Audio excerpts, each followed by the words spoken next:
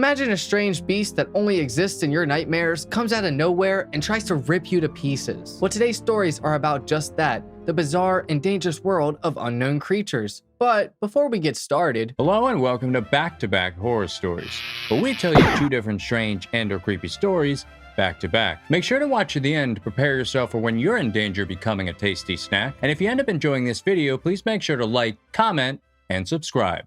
Now, let's get started.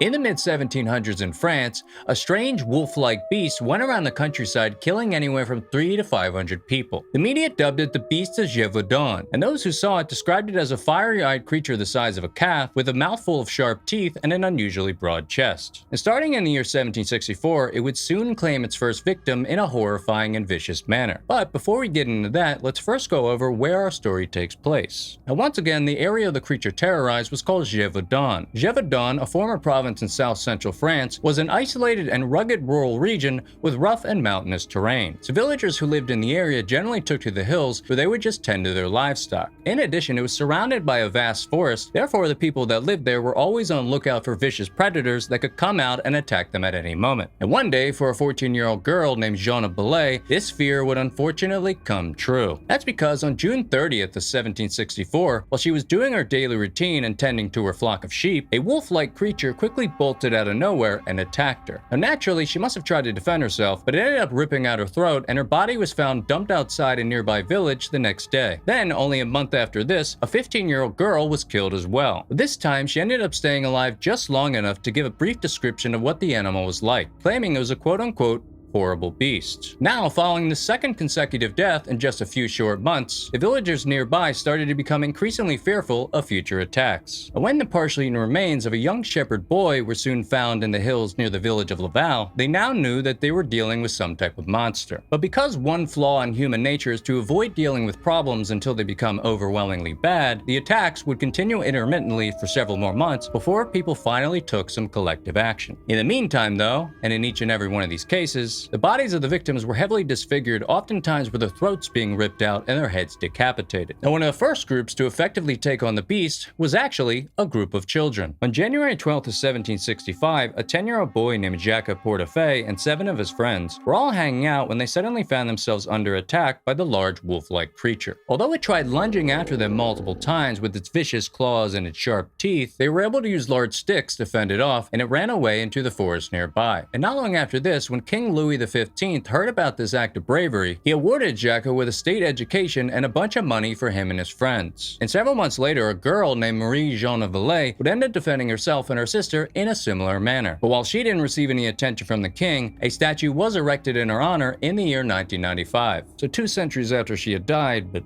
better late than never. Regardless, the relentless attacks on the people of France ultimately became so bad that King Louis XV decided to send in the army. Now at this point, the French army had just lost the 7 Years' War. So on top of helping the people, it also gave the soldiers a chance at redemption. The first group sent in was composed of 30,000 volunteers and led by a man named Captain Jean-Baptiste Duhamel. Now despite the size of his party and his great personal ambition, when he actually went into the region of Gévaudan to hunt down the beast, he found himself constantly limited by the general incompetence of his own guards and the lack of cooperation on the part of the local herders and farmers. The ones he did talk to, however, told him some wild and fantastic things about the creature. Apparently, they were even under the impression that it had supernatural abilities. They claimed that it could walk on its hind legs, that its hide was bulletproof, and that it had the ability to actually bring itself back from the dead. Whatever it could actually do, Captain Duhamel was so committed to hunting it down that he started using every trick in the book. He had his men perform military tactics, left poison bait near the forest, and even had some of them dress up as women to look a bit more appetizing. But ultimately, none of this ended up working, and King Louis XV decided to replace him and his group with 2 professional hunters. However, when that ultimately didn't work either, he resorted to sending in his own personal bodyguard, a man by the name of Francois Antoine. Francois, along with his son and a few other men, slowly walked around the forested countryside in search of the beast, and on September 21st of 1765, they finally ended up killing something. And what it was a large gray wolf 3 feet tall and 5 foot 7 inches in length. And after this beast was killed, many of the people throughout Gévaudan finally breathed a sigh of relief, thinking that this had to be the end of the creature's reign of terror and therefore cause to celebrate. I mean, after all, when they examined it, several of the survivors of recent attacks claimed to have identified the scars on its body as being of their own doing. And when Antoine finally returned to Paris, he was even celebrated as a hero and given a lot of money. But unfortunately for the citizens of South Central France, this threat that they had been dealing with for so long had not actually gone away. After a couple months of blissful peace and things almost seeming like they were finally returning to normal, the attacks by the beast started up again, and this time with a vengeance. Over the period of the next 18 months, over 30 people were brutally killed in the same vicious manner as hundreds of others before them. And because the King of France didn't want to accept defeat, he refused to send in any more additional help. So the villagers of Gévaudan were finally forced to take matters into their own hands, something that they probably should have done from the beginning. So with their pitchforks and their muskets, several of the locals went out in search of the beast in order to kill it once and for all. One of them was a farmer named Jean Chastel, who had previously been thrown in prison by Francois Antoine for leading his group of men into a bog. But now, Jean had a chance of redemption. He loaded his rifle with a silver bullet and headed up into the mountains with just his Bible and his gun. When he ultimately got up there, he figured the best strategy for catching the creature would be to make himself an easy target, so he just sat down and read his Bible in the hopes that it would come out and try to attack him. And sure enough, not long after,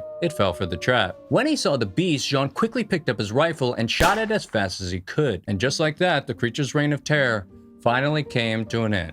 Jean sent the dead beast's body to the king, and when his people sliced it open, they apparently found the remains of its last victims inside. Now, as for what the creature actually was, well, there was never any real forensic examination, so we may never truly know. But several people have speculated that although it was typically depicted as a wolf, it may have been something entirely different.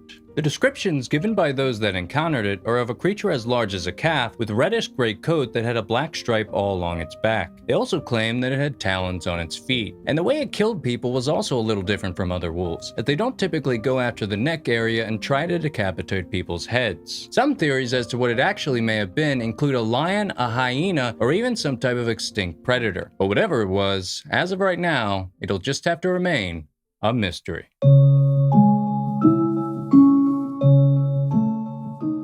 Demon Cat, or DC for short, is a ghostly cat-like creature who's said to haunt the Capitol building. The cat specifically chooses to roam around the basement crypt, which was a space that was originally supposed to be George Washington's burial chamber. In the 1800s, cats were brought into government buildings to deal with any rodents that were being a nuisance, and so this might explain where DC came from. The original story goes back to 1862 during the Civil War, and it says that a guard was on duty one night and a black cat started to approach him. As the cat came closer and closer, it started to grow in size until it was about as large as a tiger and close to 10 feet tall. The demon cat then attacked the guard, who fell down and tried to protect himself, but then the cat just vanished. Another guard said that he saw the cat as well and he tried to shoot it. When I shot at the critter, it jumped right over my head, he said. The demon cat tends to appear when tragedies happen and when presidents transition. The cat appeared right before the death of the 6th president, John Quincy Adams. It also appeared right before the assassination of the 16th president, Abraham Lincoln, and the 35th president, John F. Kennedy. Another notable appearance by the demon cat was right before the stock market crashed in October of 1929. On the floor in the Capitol building, you can see a little set of paw prints that look to be made from a cat, and it appears that the cat also put his initials on the ground. It's got good handwriting. The demon cat typically likes to scare security guards, and one was even reported of dying of a heart attack shortly after witnessing the cat. In 1935, the Washington Post put out a newspaper article that talked about the cat, and it's pretty interesting. One day, for instance, a Capitol policeman, whose integrity is better than his marksmanship, reported taking pot shot at a big black cat that seemed to grow as I looked at it. From his description, the Stygian feline appeared to have the eyes of Eddie Cantor and the generous proportions of Mae West, plus the disposition of Bela Lugosi. When I shot at the critter, it jumped right over my head, explained the guardian of Capitol traditions and decorum. When first seeing the demon cat, it's just an ordinary tabby, but rapidly assumes gigantic size before the chilled observer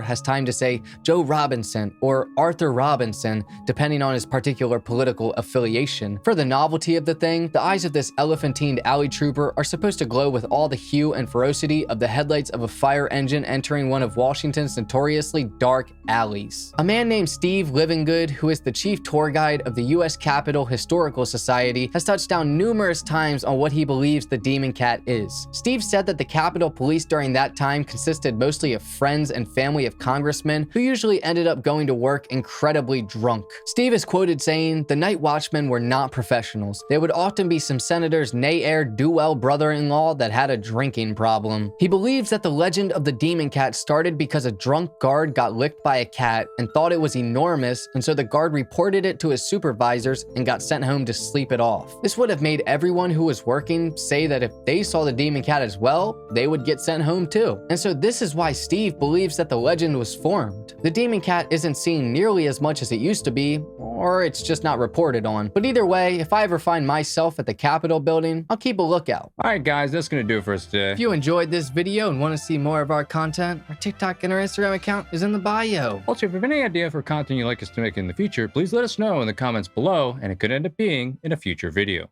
Thank you for watching.